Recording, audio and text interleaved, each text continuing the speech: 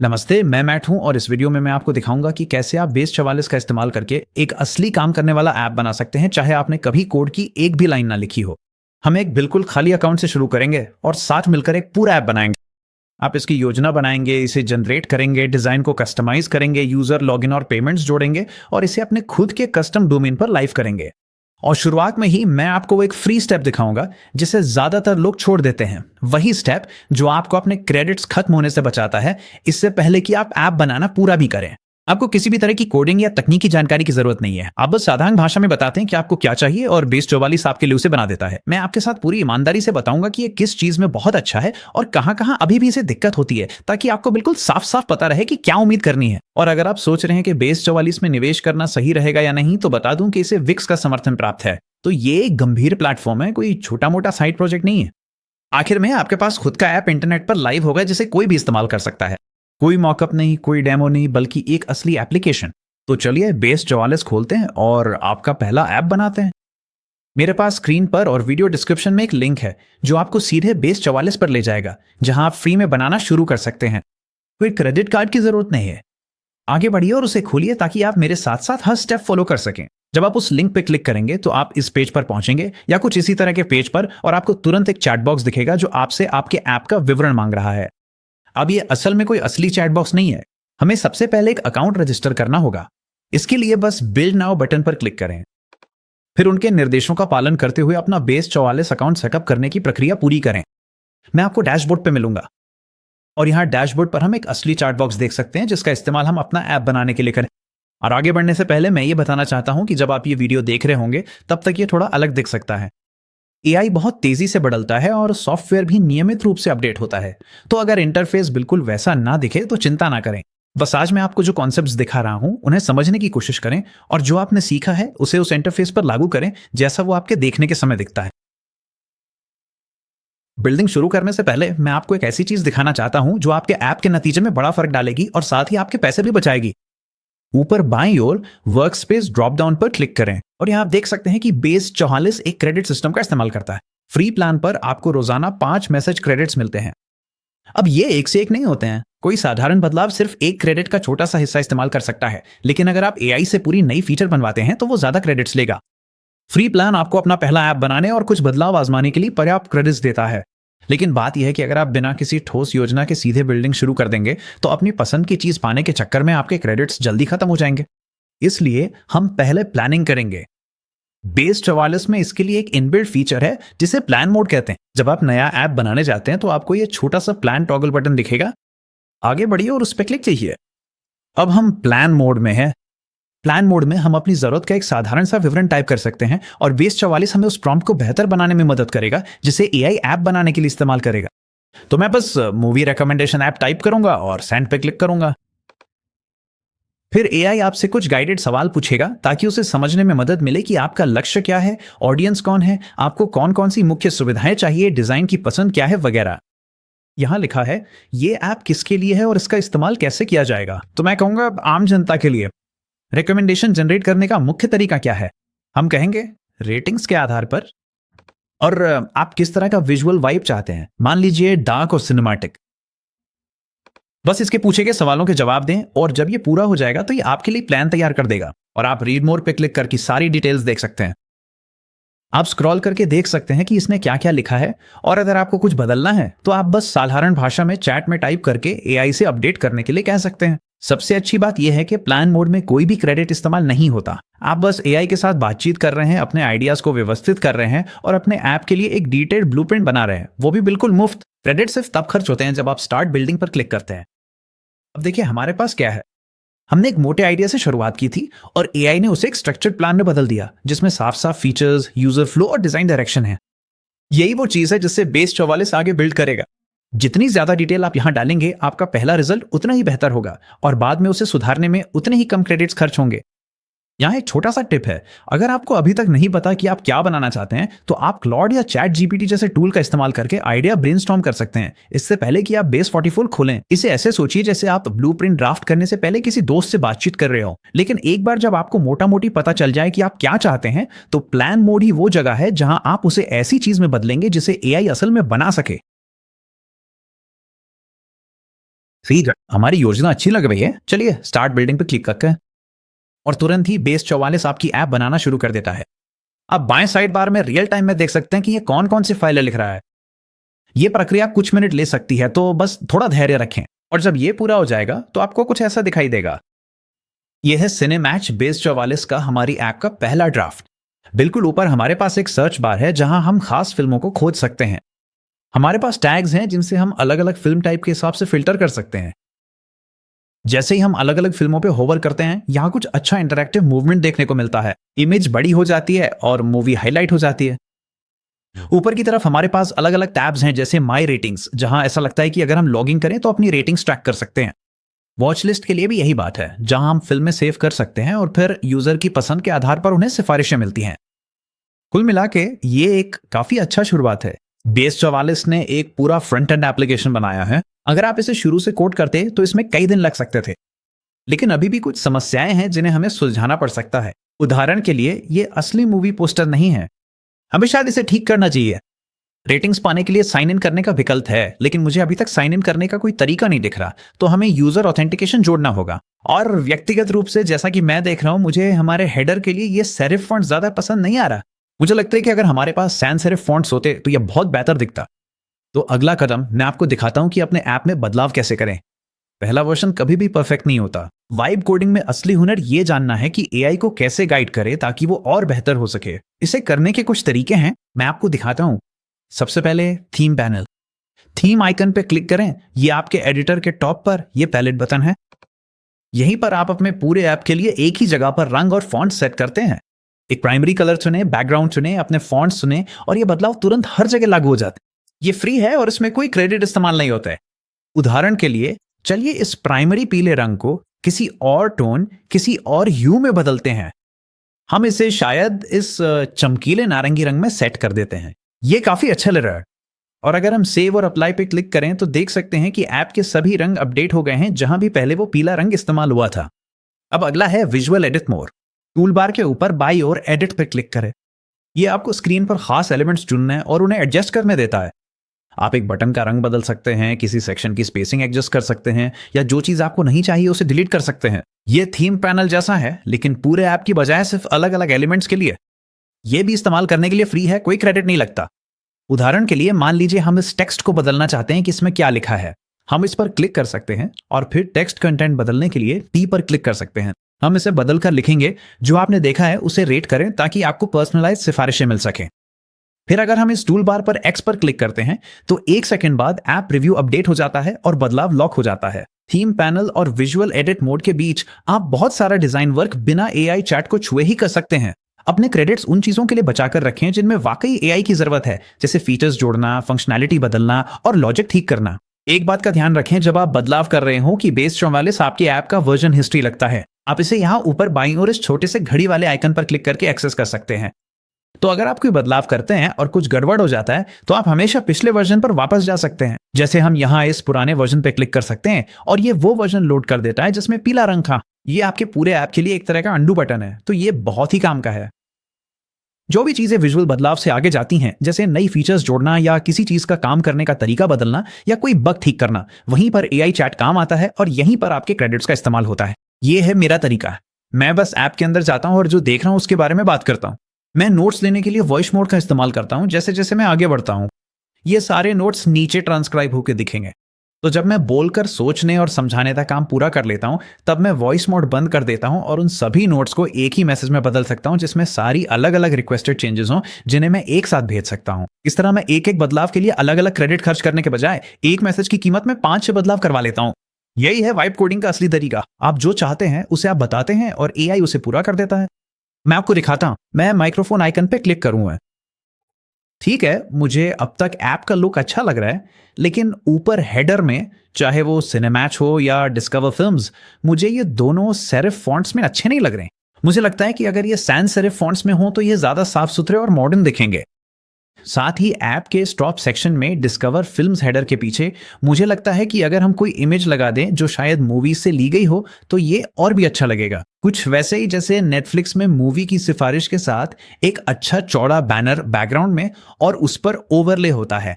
साथ ही नीचे जो मूवी थंबनेल्स हैं उनमें से किसी भी थंबनेल इमेज का असली मूवी पोस्टर से कोई संबंध नहीं है। मुझे लगता है कि हमें इन स्टॉक इमेजेस या शायद ये एआई जनरेटेड हैं, इनके बजाय असली मूवी पोस्टर इस्तेमाल करने चाहिए। किसी भी हालत में हमें मूवी से संबंधित असली इमेजेस ही इस्तेमाल करनी चाहिए। जब मैं काम पूरा कर लेता हूं तो आप देख सकते हैं कि मैंने माइक्रोफोन आइकन पर क्लिक किया और इसने मेरी कही हर बात को ट्रांसक्राइब कर दिया। अब हम आसानी से प्रॉम्प्ट भेज सकते हैं और बेस 44 उन बदलावों को करना शुरू कर देगा। और कुछ ही मिनटों में हमारे पास अपडेटेड ऐप तैयार है। और आप यहाँ ऊपर देख सकते हैं इसने हीरो सेक्शन के लिए मूवी का बैकड्रॉप ले लिया है। ये बहुत बढ़िया है। ऐसा भी लग रहा है कि अब हमारे थंबनेल्स के लिए हमारे पास कई मूवी पोस्टर्स हैं। हालांकि द गॉडफादर के लिए थंबनेल गायब है। तो इससे मुझे कुछ बातें समझ में आती हैं। हमें यह पता लगाना होगा कि कैसे ये इमेजेस लगातार लाए जाएं, उस लॉजिक को मजबूत करें या किसी तरह से फॉलबैक इमेजेस बनाएं। लेकिन आमतौर पर यह इसी तरह काम करता है। तो जैसे ही मैं इसके किए गए अपडेट्स की समीक्षा कर रहा हूं, मैं यहाँ फिर से माइक्रोफोन आइकन ऑन कर सकता हूं और जो देख रहा हूं उसके बारे में बोल सकता हूं और फिर उन बदलावों को एआई चैट में सबमिट कर सकता हूं। आप ऐसा बार बार कर सकते हैं जब तक कि ऐप बिल्कुल वैसे ही काम न करने लगे और दिखने न लगे जैसा आप चाहते हैं। अगर आप वॉइस मोड का इस्तेमाल नहीं करना चाहते तो आप हमेशा, जैसा आप आमतौर पर करते हैं, चैट बॉक्स में टाइप भी कर सकते हैं। और अगर ये मददगार हो तो आप स्क्रीनशॉट भी ले सकते हैं और फाइलें अपलोड कर सकते हैं ताकि एआई को समझने में आसानी हो कि आप क्या देख रहे हैं और क्या सोच रहे हैं। अब इससे आगे बढ़ने से पहले चलिए देखते हैं कि ये ऐप फोन पे कैसा दिखता है।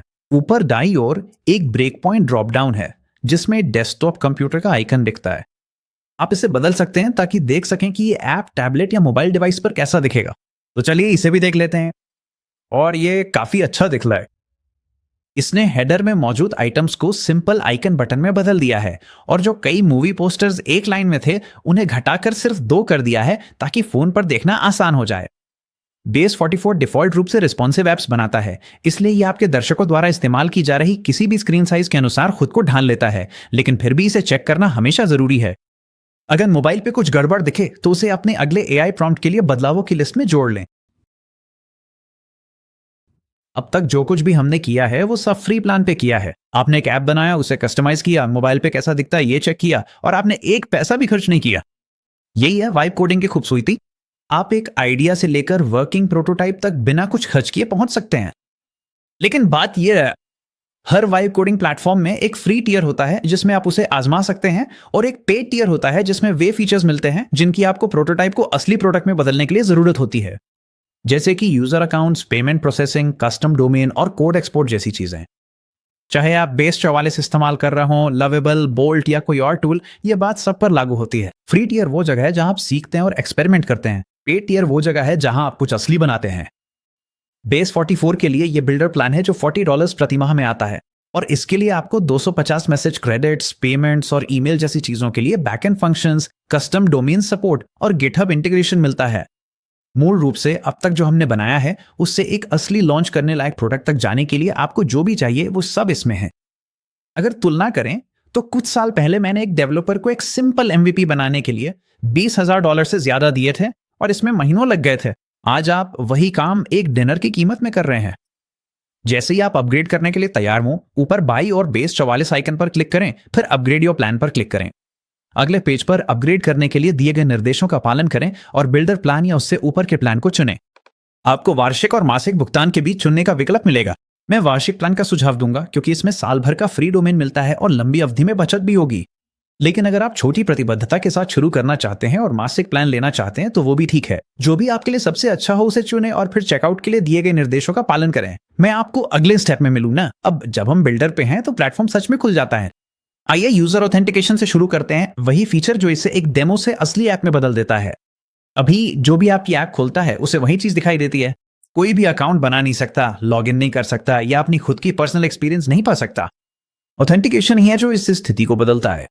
यही वो सिस्टम है जो यूजर्स को साइन अप करने, लॉग इन करने और अपनी खुद की डेटा रखने की सुविधा देता है ताकि एक व्यक्ति की जानकारी बाकी सभी से अलग रहे। यही वो चीज है जो किसी ऐप को उनका अपना ऐप महसूस कराती है, सिर्फ एक वेबसाइट नहीं। और यही वो बात है जो वाइब कोडिंग प्लेटफॉर्म्स को चैट जीपीटी जैसी चीजों से अलग बनाती है। ऐसा फीचर इसमें पहले से ही मौजूद होता है। आपको अलग से कोई ऑथेंटिकेशन सर्विस सेटअप करने या पासवर्ड्स को सुरक्षित तरीके से स्टोर करने का तरीका ढूंढने की जरूरत नहीं है। अब बस इसे चालू कर देखा है। बेस 44 एडिटर में ऊपर टूल बार में डैशबोर्ड टैब पे क्लिक करें, फिर सेटिंग्स पे क्लिक करें ताकि वो खुल जाए और फिर ऑथेंटिकेशन पे क्लिक करें। यहाँ आप देख सकते हैं कि बेस 44 आपको कई ऑथेंटिकेशन मेथड्स देता है जिन्हें आप ऑन या ऑफ कर सकते हैं। सबसे आसान तरीका ही ईमेल और पासवर्ड है।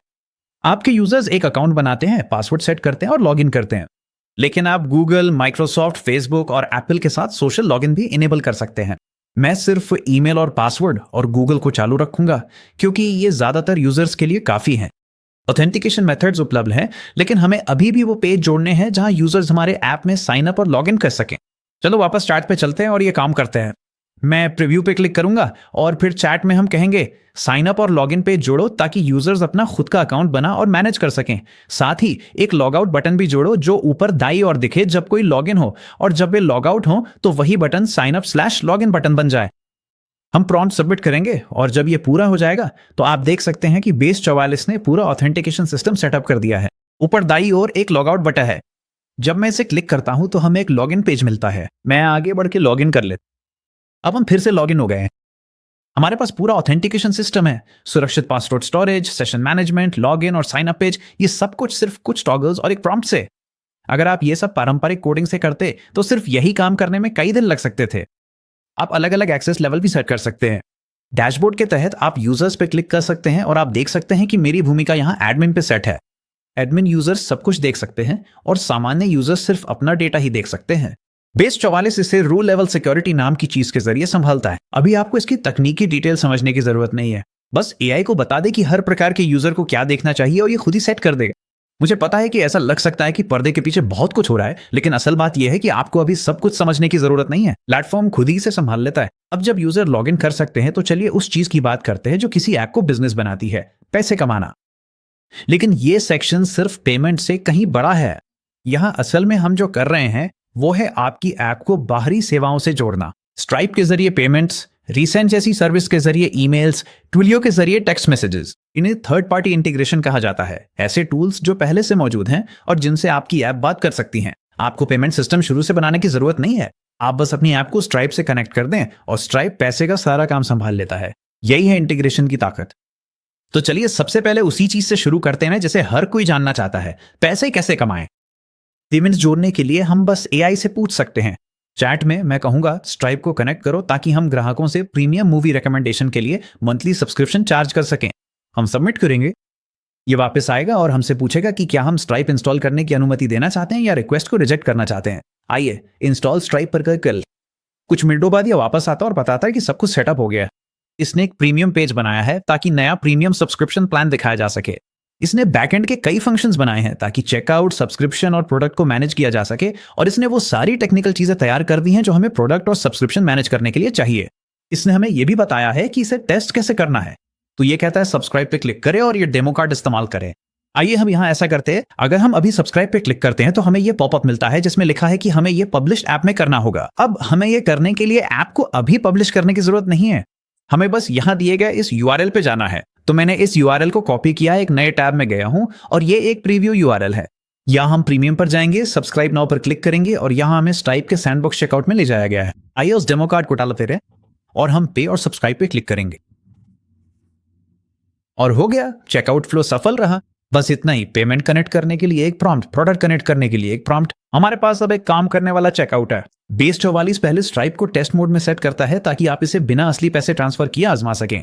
अब अगर हम वापस डैशबोर्ड पर जाएं और इंटीग्रेशंस में जाएं, तो जब आप लाइव जाने के लिए तैयार हों, यहां एक सेटअप गाइड है जो आपको आपके असली स्ट्राइप अकाउंट को कनेक्ट करने की पूरी प्रक्रिया समझाता है।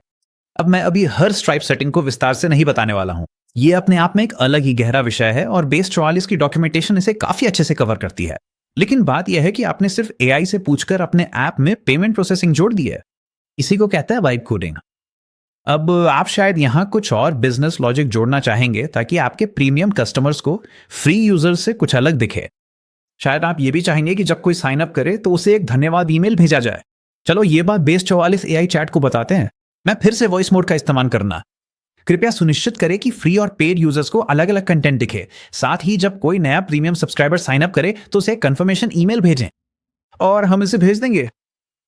जब ये हो जाएगा तो आप देख सकते हैं कि इसने एआई रिकमेंडेशंस को प्रीमियम सब्सक्रिप्शन के पीछे लॉक कर दिया है और साथ ही स्ट्राइप चेकआउट के वेब हुक में एक कंफर्मेशन ईमेल भी जोड़ दिया है। तो अब यहां ऊपर हमारे पास एक फॉर यू टैब है और हम देख सकते हैं कि अब ये एक प्रीमियम फीचर के रूप में लॉक हो गया है। अब जिस यूजर का हम टेस्ट एनवायरनमेंट में इस्तेमाल कर रहे हैं उसके पास अभी तक कोई सब्सक्रिप्शन नहीं है। तो यहाँ बैकग्राउंड में मैंने एक टेस्ट यूजर बनाया है जिसके पास सब्सक्रिप्शन है। सबसे अच्छी बात यह है कि आप देख सकते हैं कि अलग अलग यूजर्स को ऐप का अनुभव कैसा मिलता है। इसके लिए ऊपर दिए गए 3 डॉट्स पर क्लिक करें, फिर एक्ट एज यूजर पर क्लिक करें, फिर हम व्यू एज कह सकते हैं और यहाँ इस दूसरे टेस्ट यूजर में बदल सकते हैं। अब अगर हम फॉर यू टैब पर क्लिक करें तो हम देख सकते हैं कि गेट अनलॉक हो गया है और अब ये यूजर कस्टम एआई रिकमेंडेशन प्राप्त कर सकता है। सिर्फ कुछ ही मिनटों में हम कुछ भी नहीं से एक ऐसी ऐप तक पहुंच गए हैं जिसमें यूजर अकाउंट्स, पेमेंट्स और कस्टम लॉजिक है और हमने एक भी लाइन कोड नहीं लिखी है। इस ऐप को पब्लिश करने से पहले चलिए बात करते हैं कि जब कुछ गलत हो जाए तो क्या करना चाहिए, क्योंकि ऐसा जरूर होगा। यह वाइब कोडिंग में बिल्कुल सामान्य बात है। असल में रेगुलर कोडिंग में भी ऐसा ही होता है। तो चलिए मैं आपको दिखाता हूं कि सबसे आम समस्याओं को कैसे ठीक करें ताकि आपका समय या क्रेडिट्स बर्बाद ना हो। ऐप्स और उनकी फाइलें आपस में बहुत ज्यादा जुड़ी होती हैं। एक चीज बदलने से दूसरी चीज पर असर पड़ सकता है, इसलिए हर बदलाव के बाद टेस्ट करें, 10 बदलावों के बाद नहीं।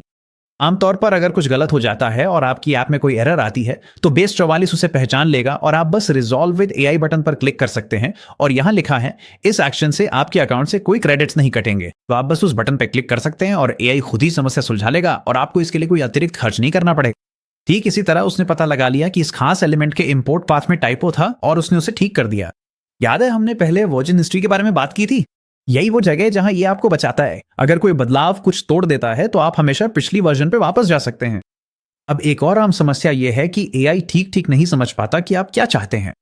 यहां मैंने इसे हेडर को और सिनेमैटिक बनाने के लिए कहा था क्योंकि मैं चाहता था कि ये नेटफ्लिक्स जैसा फील दे, और यहां इसने हीरो को सिनेमैटिक अपग्रेड दे दिया। ये वो नहीं था जो मैं चाहता था। ऐसी परिस्थितियों में आपको ये फ्रेमवर्क इस्तेमाल करना चाहिए। मैंने क्या उम्मीद की थी बनाम क्या हुआ वाला फॉर्मेट इस्तेमाल करें। तो उदाहरण के लिए कहें ये सही नहीं लग रहा है। मेरी उम्मीद थी कि आप हेडर सेक्शन को और मिनिमलिस्ट और स्लीक बनाएंगे, लेकिन हुआ ये कि आपने हीरो को अपडेट कर दिया, ना कि हेडर नाव को। कृपया हीरो में किए गए बदलाव को वापस लें और मेरी शुरुआती रिक्वेस्ट के आधार पर हेडर को अपडेट करें। आइए इसे भेजते हैं। और यहां इसने हीरो से जुड़ी समस्या को ठीक कर दिया और सिनेमैश टाइटल को एक अच्छा बड़ा बोल्ड लुक दे दिया। अब ये काफी हद तक नेटफ्लिक्स जैसा लग रहा है। ठीक है, अब वो हिस्सा है जहां जादूगर अपने राज खोलता है। जो बदलाव आपने अभी देखा वो भद्दा सा नेटफ्लिक्स बैनर, असल में मैंने उसे ऐसा करने के लिए कहा था ताकि मैं आपको दिखा सकूं कि इसे कैसे ठीक किया जाता है। मुझे ये जरूर बताना है क्योंकि मैं नहीं चाहता कि आप लोगों को गलतफहमी हो जाए कि एआई ऐसी बड़ी गलतियां करेगा। जो उदाहरण आप अपनी असली वाइड कोडिंग में देखेंगे वे शायद इतने भयानक नहीं होंगे। वे समस्याएं काफी सूक्ष्म होंगी और मैंने क्या उम्मीद की थी बनाम क्या हुआ वाला फॉर्मेट उन्हें हल करने में बहुत मददगार है। बेस 44 में एक फीचर है जिसे डिस्कस मोड कहते हैं, जो तब बहुत काम आता है जब कुछ काम नहीं कर रहा हो और आपको वजह समझ ना आ रही हो। आप चैट में डिस्कस पर क्लिक कर सकते हैं और अब आप एआई से अपनी ऐप के बारे में बात कर सकते हैं बिना किसी बदलाव के, और इसकी कीमत सिर्फ 0.3 मैसेज क्रेडिट्स है। आप इससे पूछ सकते हैं कि क्या गलत हो रहा है, समाधान पर विचार कर सकते हैं और अपने विकल्पों पर सोच सकते हैं। ये ऐसा है जैसे आप किसी टीममेट से बातचीत कर रहे हो इससे पहले कि आप वाकई में कुछ ठीक करना शुरू करें। क्योंकि इसकी कीमत एक सामान्य क्रेडिट का सिर्फ एक हिस्सा है, आप बार बार बातचीत कर सकते हैं बिना अपने बैलेंस को जल्दी खत्म। मैंने अभी इस हीरो सेक्शन के लिए एक daily movie recommendation feature implement किया है जिसमें ये कई फिल्मों को घुमाता है, लेकिन मुझे इसका लुक पूरी तरह पसंद नहीं आया है। तो चलिए मैं आपको दिखाता हूं कि डिस्कस मोड असल में कैसा दिखता है। मैं फिर से वॉइस मोड का इस्तेमाल करूंगा। हमारा हीरो सेक्शन यहाँ इमेजेस में लोगों के सिर काट रहा है। वे हेडर के नीचे छुपे हुए थोड़े छिपे हुए दिख रहे हैं। क्या आप पता लगा सकते हैं कि ऐसा क्यों हो रहा है और इसे ठीक कर सकते हैं? साथ ही शिंडलर्स लिस्ट जो फीचर्ड मूवी है उसमें कोई इमेज नहीं आ रही है, बस अंधेरा सा दिख रहा है। क्या आप इसे भी देख सकते हैं और इसे ठीक करने के लिए एक प्लान बना सकते हैं? यह रहा प्रॉम्प्ट, अब हम इसे भेजेंगे। कुछ मिनटों बाद डिस्कस मोड ने जवाब दिया जिसमें उसने दिखाया कि उसने फाइलें पढ़ ली हैं, उनकी समीक्षा की है और दोनों समस्याओं के संभावित कारणों की पहचान की है। उसने दोनों समस्याओं को ठीक करने के लिए एक प्लान सुझाया और अब इसे ठीक करने के लिए हमें बस इतना करना है कि डिस्कस मोड को बंद कर दें और कुछ ऐसा कहें, हाँ कृपया आगे बढ़ें और ये सुझाए गए समाधान लागू करें। और वो क्या, इसने ऊपर की पैडिंग को अपडेट कर दिया ताकि लोगों के सिल इन स्प्लैश इमेजेस में कट ना जाए। लेकिन ऐसा नहीं लग रहा कि इसने यहां कोई फॉल बैक इमेज डाली है जैसा कि इसने कहा था। तो अब हमें फिर से कोशिश करनी होगी, समझाना होगा कि हमने क्या उम्मीद की थी और असल में क्या हुआ, और फिर एआई को समस्या का हल निकालने देना होगा। वाइब कोडिंग में सबसे महत्वपूर्ण डिबगिंग स्किल तकनीकी नहीं है, वो है संवाद। अगर एआई ने गलत किया है तो समाधान लगभग हमेशा एक बेहतर प्रॉम्प्ट होता है। अगर आप कर्सर जैसे टूल का इस्तेमाल करके कोई ऐप बनाते हैं तो आपको एक समस्या का सामना करना पड़ेगा। आपने ऐप बना लिया है, आप बहुत उत्साहित हैं, आप किसी को दिखाना चाहते हैं और ऐप लोकल होस्ट पर चल रहा है। वो सिर्फ आपके कंप्यूटर पे ही मौजूद है। आपका दोस्त उसे नहीं खोल सकता, आपका निवेशक उसे नहीं देख सकता। ये ऐसा है जैसे आपने एक घर बनाया हो जिसमें सिर्फ आप ही जा सकते हैं।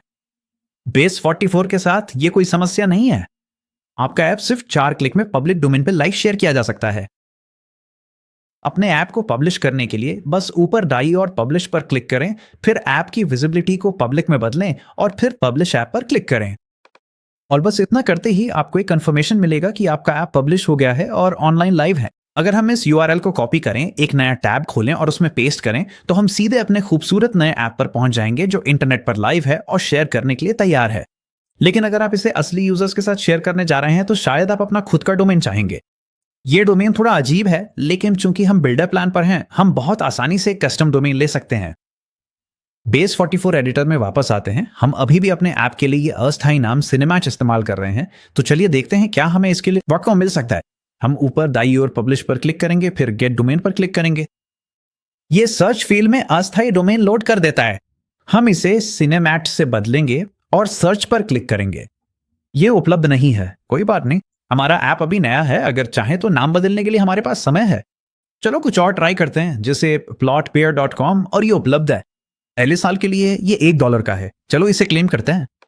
ये हमें आयोनस पे ले जाएगा, जहां हम इसे अपनी कार्ट में जोड़ सकते हैं और कंटिन्यू पर क्लिक कर सकते हैं। फिर डोमेन क्लेम करने के लिए बस चेकआउट प्रोसेस को फॉलो करें। इसे पूरा करने के बाद जब आप बेस 44 में अपने ऐप पर वापस आएंगे, अगर आप पब्लिश बटन पर क्लिक करेंगे तो आप देखेंगे कि आपके अस्थायी डोमेन की जगह अब आपका कस्टम डोमेन लोड हो गया है और अगली बार जब आप अपना ऐप पब्लिश करेंगे तो वो आपके कस्टम डोमेन पर पब्लिश हो जाएगा। हालांकि हमने अभी अपने ऐप का नाम बदला है, तो चलिए पहले उसे अपडेट करते हैं। हम बस एआई से कहेंगे कृपया सिनेमैच नाम को प्लॉटपेयर से हर जगह बदल दे जहां भी सिनेमैच लिखा है। 1 मिनट बाद नाम बदल दिया गया है। हम पब्लिश पे क्लिक कर सकते हैं, कस्टम डोमेन कॉपी कर सकते हैं और जब हम नए डोमेन पे जाएंगे तो हमें शायद एक डीएनएस एरर दिखे। चिंता मत कीजिए, आपने कुछ गलत नहीं किया है। डीएनएस में बदलावों को फैलने में कुछ मिनट लग सकते हैं, कभी कभी 1 घंटे तक भी, तो अगर तुरंत काम ना करे तो घबराए नहीं। आखिरकार ये लोड हो जाएगा और इसी तरह आपके पास एक असली डोमेन पर एक असली ऐप है। अब ये कोई डेमो नहीं है, अब दुनिया में कोई भी इसे अभी खोल सकता है। बेस 44 आपको अपने ऐप को iOS और एंड्रॉयड के लिए एक नेटिव मोबाइल ऐप में बदलने की सुविधा भी देता है। यहां आपको जो जानना है वो है, एप्पल के ऐप स्टोर पे पब्लिश करने के लिए आपको एक एप्पल डेवलपर अकाउंट चाहिए होगा। उसकी कीमत $99 प्रति वर्ष है। गूगल प्ले के लिए ये एक बार की $25 फीस है। प्रक्रिया कुछ इस तरह काम करती है। बेस 44 आपके वेब ऐप को ऐसे फॉर्मेट में पैकेज करता है जिसे ऐप स्टोर स्वीकार करते हैं। आपको कोई नई प्रोग्रामिंग भाषा सीखने या अलग टूल इस्तेमाल करने की जरूरत नहीं है। जो ऐप आपने पहले ही बनाया है वही ऐप पब्लिश होता है। अब कुछ बातें हैं जिनका ध्यान रखना चाहिए। एप्पल की समीक्षा प्रक्रिया में थोड़ा समय लग सकता है, कभी कभी कुछ दिन भी लग जाते हैं और उनके पास यह तय करने के लिए खास गाइडलाइंस हैं कि ऐप्स क्या कर सकते हैं, तो तुरंत अप्रूवल की उम्मीद ना करें। गूगल आमतौर पर तेज होता है, लेकिन उनकी भी अपनी शर्तें और आवश्यकताएं हैं। इसका परिणाम बिल्कुल वैसा नहीं होता जैसा कि स्विफ्ट या कॉटलिन में मूल रूप से बनाए गए ऐप्स का होता है, लेकिन ज्यादातर मामलों में, खासकर उन ऐप्स के लिए जो आप वाइब कोडिंग से बनाते हैं, ये बहुत बढ़िया काम करता है। मैं बेस 44 की मोबाइल पब्लिशिंग गाइड का लिंक डिस्क्रिप्शन में डाल दूंगा ताकि आप पूरा प्रोसेस स्टेप बाय स्टेप देख सकें। लेकिन सबसे अहम बात यह है कि वही ऐप जो आपने अपने लैपटॉप पर बनाया था अब किसी की जेब में है। अब मैं आपके साथ ईमानदारी से बात करना चाहता हूं कि वाइब कोडिंग इस समय कहां पर है। किसी बिजनेस आइडिया को वैलिडेट करने, एक एमवीपी बनाने या इंटरनल टूल्स तैयार करने के लिए, सच कहूं तो इससे तेज कुछ नहीं। मैंने खुद इसी तरीके से एक SaaS प्रोडक्ट बनाया, एक मार्केटिंग प्लेटफॉर्म जो ऑडियो प्रोफेशनल्स के लिए है और जिसे अभी भी पेइंग कस्टमर्स इस्तेमाल कर रहे हैं। ये वाइब कोडिंग प्लेटफॉर्म सिर्फ खिलौने नहीं है, लेकिन इनकी कुछ असली सीमाएं भी हैं। जटिल ऐप्स जिनमें बहुत सारे हिस्से चलते रहते हैं या जिन्हें भारी ट्रैफिक संभालना है, गहरी कस्टमाइजेशन चाहिए, ऐसी जगहों पर आपको दिक्कतें आएंगी। फिर आती है सिक्योरिटी की बात। आप ऑनलाइन लोगों को वाइब कोडेड ऐप्स को एआई स्लॉप कहते सुनेंगे, और सच कहूं तो अगर आप सावधान नहीं हैं तो वे गलत भी नहीं है। जब एआई आपका कोड जनरेट करता है तो वो एपीआई कीज या यूजर डेटा जैसी चीजों को ऐसे तरीके से हैंडल कर सकता है जो सुरक्षित नहीं होते। इसलिए हमेशा सुनिश्चित करें कि हर यूजर सिर्फ अपना ही डेटा देख सके। कभी भी संवेदनशील कीज को सीधे प्रॉम्प्ट में न डालें और बेस 44 का बिल्ट इन सिक्योरिटी ऑडिट जरूर चलाएं। ये बुनियादी बातें बहुत काम आती हैं। इसका मतलब ये नहीं कि आपको बनाना नहीं चाहिए, बस ये है कि आपको समझदारी से बनाना चाहिए। और अगली चीज जो मैं आपको दिखाना चाहता हूं वो असल में इन ज्यादातर चिंताओं का जवाब है। अगर आप गिटहब से परिचित नहीं हैं तो बता दूं कि ये वो जगह है जहां डेवलपर्स अपना कोड स्टोर और मैनेज करते हैं। इसे ऐसे समझें जैसे गूगल डॉक्स है लेकिन कोड के लिए। ये हर बदलाव को ट्रैक करता है, कई लोगों को साथ में काम करने देता है और यही वो स्टैंडर्ड टूल है जिसे प्रोफेशनल डेवलपर्स इस्तेमाल करते हैं। बेस 44 में गिटहब इंटीग्रेशन है। जब आप इसे ऑन करते हैं तो आपके ऐप के पीछे का सारा कोड जो भी बेस 44 ने जनरेट किया है वो एक गिटहब रिपोजिटरी में भेज दिया जाता है जो आपके पास होती है और आप उसे कंट्रोल करते हैं। मैं आपको दिखाता हूं कि इसे कैसे कनेक्ट करें। बेस 44 में गिटहब आइकन पर क्लिक करें जो टॉप टूल बार में 3 डॉट्स वाले आइकन के बगल में है, फिर कनेक्ट टू गिटहब पर क्लिक करें। पॉपअप में कनेक्ट गिटहब पर क्लिक करें और फिर एक पॉपअप विंडो खुलेगी। आप चाहे तो किसी मौजूदा गिटहब अकाउंट में साइन इन कर सकते हैं या नया अकाउंट बना सकते हैं। मैं गूगल के साथ आगे बढ़ूंगा। इसके बाद बस दिए गए निर्देशों का पालन करें और सेटअप पूरा करें। आपको वापस बेस 44 पर भेजा जाएगा और एक रिपोजिटरी बनाने के लिए कहा जाएगा। आगे बढ़ें और अपनी रिपोजिटरी का नाम रखिए, फिर क्रिएट पर क्लिक करें। ऊपर दाईं ओर अब गिटहब बटन पर एक हरा डॉट है और हम देख सकते हैं कि ये कनेक्ट हो गया है। बस इतना ही। अब आपके ऐप का कोड गिटहब में है और यहां से सिंक दोनों तरफ काम करता है। जब आप बेस 44 में बदलाव करते हैं और पब्लिश करते हैं तो वे अपने आप गिटहब में दिख जाते हैं और अगर कोई गिटहब में कोड चेंज पुश करता है तो बेस 44 उन्हें पकड़ लेता है। अब यहीं पर चीजें वाकई दिलचस्प हो जाती हैं। मान लीजिए आप अपने ऐप में कोई बदलाव करना चाहते हैं लेकिन बेस 44 के चैट से ठीक वही करवाने में आपको दिक्कत हो रही है जो आप चाहते हैं। आप अपनी रिपोजिटरी को अपने कंप्यूटर पर क्लोन कर सकते हैं, क्लाउड कोड जैसे किसी टूल को खोल सकते हैं जो एक एआई कोडिंग एजेंट है और उसे सीधे कुछ ऐसा बता सकते हैं। मुझे एक समस्या आ रही है जहां शिंडलर्स लिस्ट मूवी के लिए डिस्प्ले में कोई भी इमेज नहीं आ रही है। क्या आप इसका मूल्यांकन करके इसे ठीक कर सकते हैं? ये अंदर जाके असली फाइलों को एडिट करता है। आप उन बदलावों को गिटहब पर पुश करते हैं और बेस 44 उन्हें अपने आप पकड़ लेता है। अभी आपको इनमें से कुछ भी करने की जरूरत नहीं है। आपने अभी अभी अपनी पहली ऐप बना ली है। फिलहाल के लिए यही आपकी जीत है। लेकिन मैं चाहता हूं कि आप जान लें कि ये यहां है क्योंकि वाइब कोडिंग की असली ताकत किसी एक टूल में नहीं है। असल में ये सारे टूल्स एक साथ मिलकर काम करते हैं। आप बिल्डर का इस्तेमाल करके शून्य से काम करने वाला प्रोडक्ट बनाते हैं और जब आपको ज्यादा कंट्रोल चाहिए तो आप और भी पावरफुल टूल्स या सहयोगियों को जोड़ सकते हैं, वो भी बिना सब कुछ फिर से शुरू किए। मैं डिस्क्रिप्शन में बेस 44 का गिटहब सेटअप गाइड लिंक कर दूंगा ताकि जब आप तैयार हों तो इसे एक्सप्लोर कर सकें। वाइब कोडिंग निकट भविष्य में प्रोफेशनल सॉफ्टवेयर डेवलपमेंट की जगह नहीं लेगा, लेकिन इसकी जरूरत भी नहीं है। ये जानने के लिए कि आपकी आइडिया सच में काम करती है या नहीं और उसे लोगों के सामने लाने के लिए इससे तेज कोई तरीका नहीं है। ठीक है, आपने अभी अभी शून्य से काम करने वाली ऐप बना ली जिसमें यूजर अकाउंट्स, पेमेंट्स और कस्टम डोमेन है, वो भी सिर्फ आम भाषा में अपनी जरूरतें बताकर। इसमें और बेहतर होने का सबसे अच्छा तरीका है कि आप एक और ऐप बनाएं। कोई नया आइडिया सोचिए, बेस 44 खोलिए और देखिए कि आप इसे कितनी दूर तक ले जा सकते हैं। स्क्रीन पर दिए गए लिंक का इस्तेमाल करें या नीचे डिस्क्रिप्शन में पहला लिंक क्लिक करें और फ्री में वाइब कोडिंग शुरू करें। देखने के लिए धन्यवाद और मैं आपको अगली बार मिलूंगा।